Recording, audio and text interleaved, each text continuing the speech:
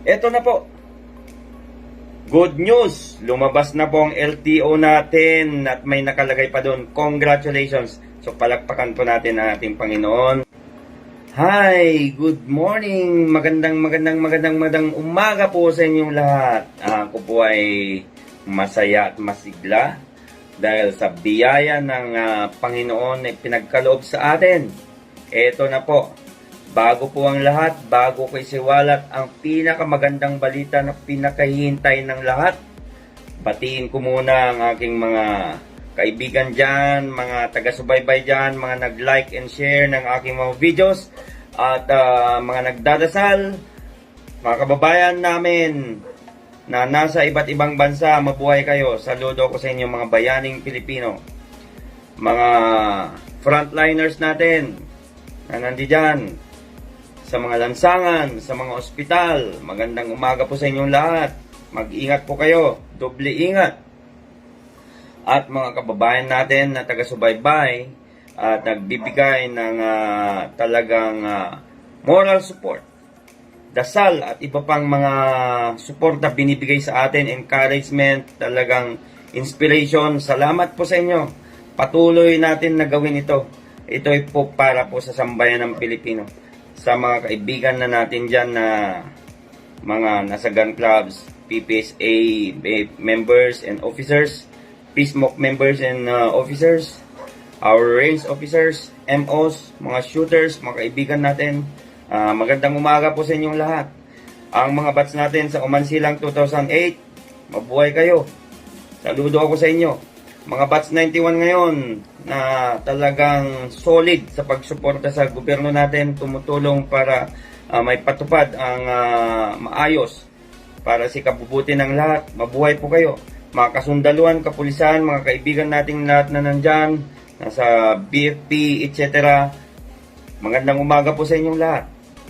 At ang mga likers natin, mga nag-share sa atin, at patuloy na nagbibigay ng suporta, magagandang mensahe sa atin. Mabuhay po kayong lahat.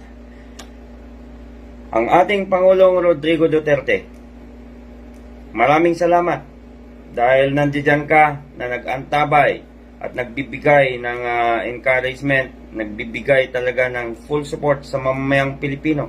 Ang ating Senator Bongo, para sa pagbabago, mabuhay ka po. Ang ating spokesperson, classmate, Mista, mabuhay ka. Spokesperson, Harry Roque. Sa mga lahat po ng mga nasa gobyerno ngayon, sa iba't ibang ahensya, mabuhay kayo sa pagtulong sa mamamayang Pilipino. Eto na po. Good news! Lumabas na po ang LTO natin at may nakalagay pa doon. Congratulations! So palakpakan po natin ang ating Panginoon. Palakpakan natin ang ating sarili. Lahat ng sumusuporta sa FAI, palakpakan po natin. 10 ng aking mga kasama. It's a collective efforts. Ang mga doktor natin, Dr. Pabunan, congratulations po. Pa-shout naman dyan kay Idol Rio at mga vloggers natin dyan na talagang patuloy na talagang binibigyan ng atensyon ng ating mga panawagan. Salamat po sa inyo, Idol Rapi Tulpo, Idol Erwin Tulpo, mga Tulpo Brothers. Salamat po sa mga pag-antabay din nyo sa aming pinaglalaban. At Director General Doc Eric Domingo ng FDA, mabuhay po kayo sa FDA. Salamat po at na lumabas na ang aming LTO. Hinihiling ko po na sana patuloy mo kaming suportahan at i-guide kung anong mga kailangan namin gawin. Kasi ito po yung panahon ng pagtutulungan. Ito po yung dapat na bigyan ng atensyon para po makasalba tayo ng maraming buhay. Dahil ito po yung panahon kakaiba po. Pandemic po tayo. Nasa pandemic po tayo. Kailangan namin ang suporta ninyong taga-FDA.